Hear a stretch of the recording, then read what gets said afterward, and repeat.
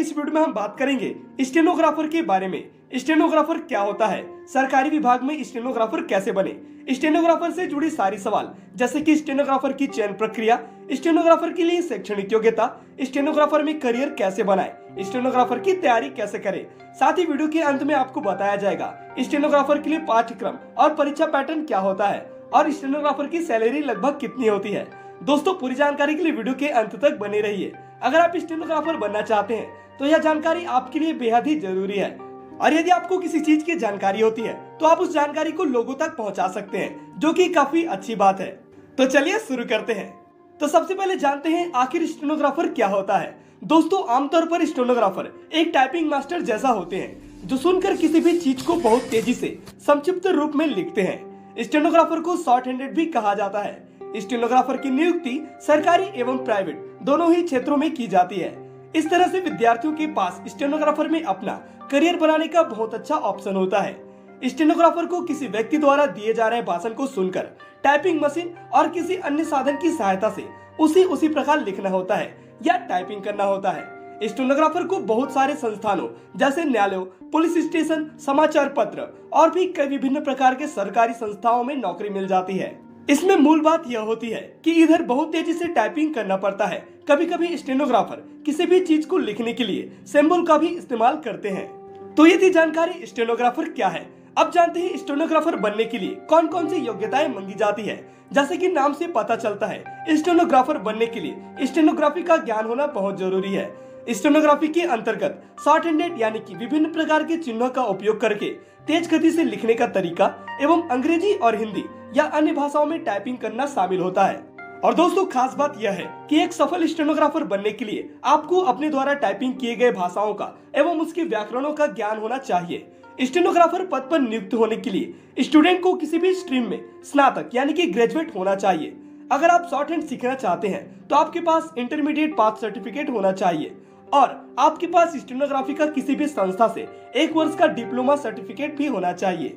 Generally stenographer 2 grade के होते हैं। पहला है ग्रुप सी और दूसरा है ग्रुप डी। इसी कारण स्नातक और 12वीं दोनों के ही सर्टिफिकेट की आवश्यकता होती है। इन सभी योग्यताओं के साथ ही कोई व्यक्ति स्टेनोग्राफर बन सकता है। अब जानते हैं आयु सीमा के बारे में कि स्टेनोग्राफर बनने के लिए आयु सीमा क्या क्या होती है।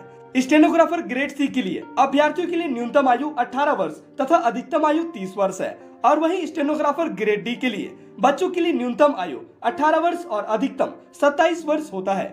और इसमें आयु सीमा में थोड़ा बहुत रिजर्वेशन भी दिया जाता है। यहाँ ओबीसी के लिए 3 साल की छूट और एससी और एसटी के लिए 5 साल तक की छूट दी जाती है। दोस्तों, अब सवाल आता है कि स्टेनोग्राफर बनने के लिए कौन कौन से कोर्स होते हैं, तो चलिए वो भी जानते हैं। अब हम बात करते हैं स्टेनोग्राफर के लिए भारत में कौन कौन से कोर्स हैं। दोस्तों, भारत में स्टेनोग्राफर के लिए अच्छे खासे कोर्स उपलब्ध होते हैं, जिसे आप कर स्टेनोग्राफी में अपना करियर बना सकते हैं। जैसे कि पॉलिटेक्निक कॉलेजों में चलाया गया मॉडर्न ऑफिस मैनेजमेंट CSIT, जिसके अंतर्गत आप 1 वर्षीय डिप्लोमा कोर्सेज फॉर स्टेनोग्राफी कर सकते हैं। भारत में ऐसे कई संस्था है जो स्टेनोग्राफी के लिए टेस्ट का आयोजन करते हैं, जैसे कि Hindi computer training centre, Delhi university और भी इत्यादि।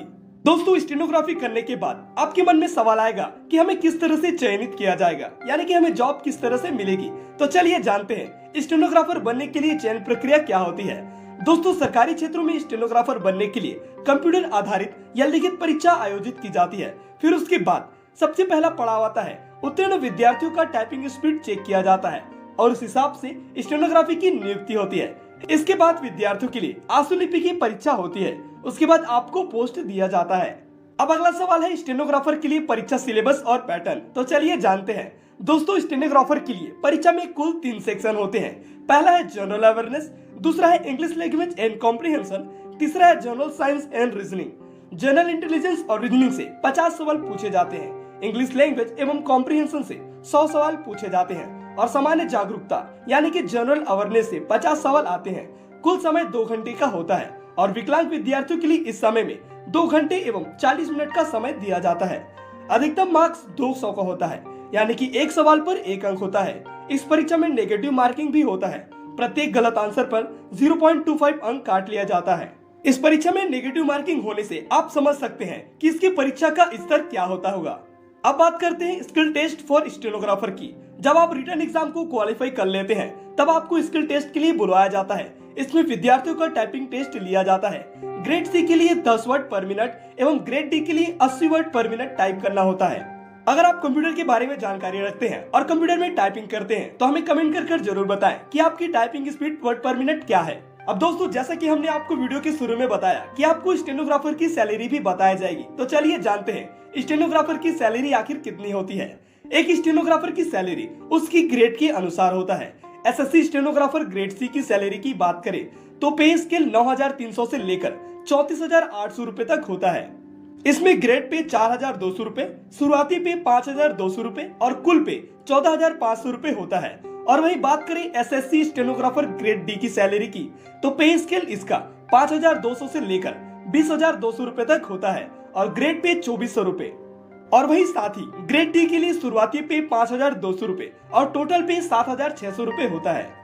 वीडियो कैसी लगी हमें कमेंट कर जरूर बताएं। ऐसी वीडियो के लिए हमारे चैनल को सब्सक्राइब करें। और सबसे खास बात, यदि आप अपने करियर को लेकर सीरियस हैं तो हमने आपके लिए कई सारी वीडियो बनाई हैं जिसे जाकर आप प्लेलिस्ट में देख सकते हैं। और साथ ही आपको ऐसी वीडियो भी मिलेगी जो आपको अपने करियर में मार्गदर्शन साबित होगा एवं आपको करियर चुनने में भी मदद करेगा।